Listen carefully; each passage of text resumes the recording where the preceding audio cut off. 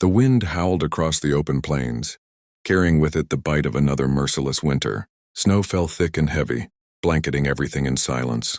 Miles from the nearest town, a lone rider cut through the storm. A tall man in a dark coat, his hat pulled low and his horse panting steam into the cold air. That man was Luke Dalton, one of the richest cattle ranchers in all of Wyoming, a self-made millionaire, cowboy with more land, money, and men than he could ever count. But tonight he wasn't chasing business. He was chasing something far more personal, a debt of gratitude, and maybe the echo of his own forgotten humanity. A few months back, Luke had hired an old couple, Henry and Martha, to tend to one of his far-off barns. He paid them well, never visited, never asked questions. To him, they were just two poor souls too old to ride and too proud to beg. He thought his money would be enough to help them survive. But fate had other plans. That evening, one of his cowhands came in from the far valley and said, "Boss, the old folks up at the North Ridge cabin. They're barely making it. Snow's too deep and they got no wood left to burn." Luke frowned. "I paid them last month. They should be fine." The cowboy hesitated. "You might want to see for yourself, sir. There's something strange about that place." So Luke saddled up and rode out, the storm biting into his face like shards of glass. Every hoofbeat echoed in his chest, louder than the thunder rolling in the distance. By the time he reached the ridge, the light was fading. The old couple's cabin sat half buried in snow, smoke barely curling from the chimney. The windows glowed weakly, flickering, not like firelight, but like candles fighting to stay alive. Luke dismounted, his boots sinking deep into the frost. He approached the door and knocked once, his gloved hand heavy against the wood. Silence. He knocked again, harder. Then the door creaked open, and a young girl, maybe 12 years old, stared back at him, her face pale, her eyes wide with fear and surprise. Behind her, Luke saw something that made his breath catch in his throat. Inside the small, dim cabin were children, at least 8 of them, all huddled together near the fire. They wore threadbare clothes, their cheeks hollow, their eyes tired but kind. Near the fire lay an old woman, Martha, weak, breathing slow and shallow.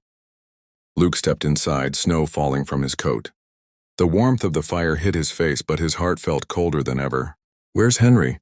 he asked, voice rough from the cold. The girl swallowed hard. "He's out, trying to find more firewood. He said he wouldn't be long."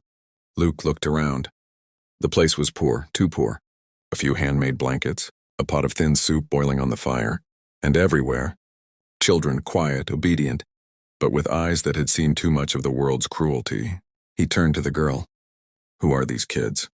What's going on here?" She hesitated, glancing toward Martha, who was too weak to speak. Then she whispered, "They're orphans, sir. Martha and Henry took us in." Luke froze. "All of you?" She nodded. "All of us. We didn't have nowhere else to go."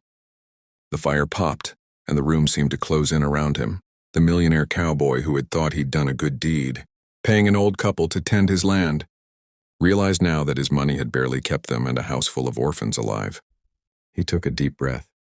"Why didn't they tell me?" The girl looked at him with honest, sorrowful eyes. "Because they didn't want your pity. They said good people give what they can without wanting something back. They said you'd done enough." Luke's jaw tightened. He looked toward the old woman again. Her hands trembled as she tried to lift the bowl of soup, but she was too weak. He knelt beside her, took the bowl, and held it to her lips. She opened her eyes faintly. "Mr. Dalton, you shouldn't have come in this storm." He said softly, "You shouldn't be freezing to death in my cabin." Martha smiled faintly. "It's not your fault. We made our choice. These children needed a home, and the Lord gave us one."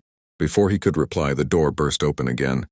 Henry stumbled in, carrying an armful of firewood, snow caked to his shoulders.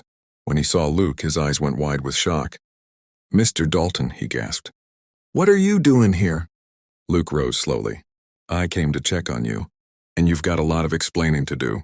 Henry lowered the wood near the fire, shame flickering across his face. "We meant no harm, sir. These little ones, they was left behind when the fever took their folks last spring. No one else wanted 'em.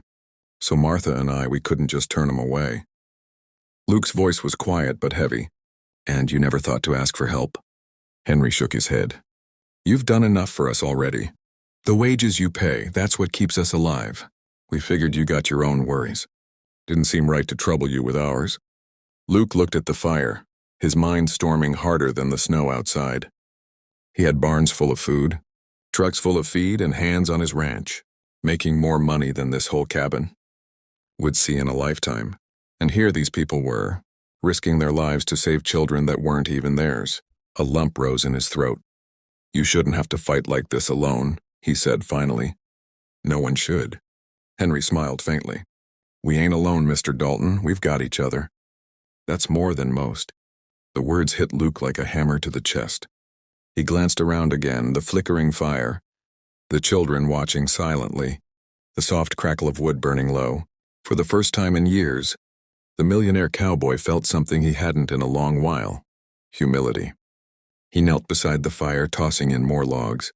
The flames leapt higher, casting a warm glow across the small cabin. Listen, he said. You and Martha keep taking care of these kids. I'll make sure you never go cold again. Henry blinked. What do you mean? Luke stood, his shadow long and strong against the firelight.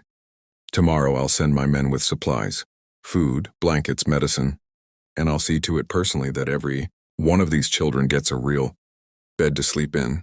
The kids looked up, hope flickering in their eyes like the fire before them. But Luke wasn't done. And Henry, you're done working for me as a hired hand. From now on, you're running this place for me. I'll pay you double. You'll keep this orphan house warm and safe. That's your job now. Henry's voice cracked. You don't have to do that, Mr. Dalton. Luke looked at him, his eyes steady. I know, but I want to. The storm outside began to ease, the snow softening to a whisper. Luke felt the weight of years lift from his shoulders.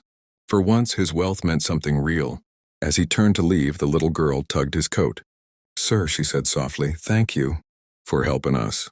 He smiled, rough and warm. No need to thank me, sweetheart. Just stay strong. That's all I ask. He stepped outside into the cold night, the snow glittering under the pale moonlight. For the first time in his life, the storm didn't feel empty. It felt alive. It felt like grace. And as he mounted his horse and looked back at the small cabin glowing in the distance, he knew deep down this wasn't the end. It was only the beginning.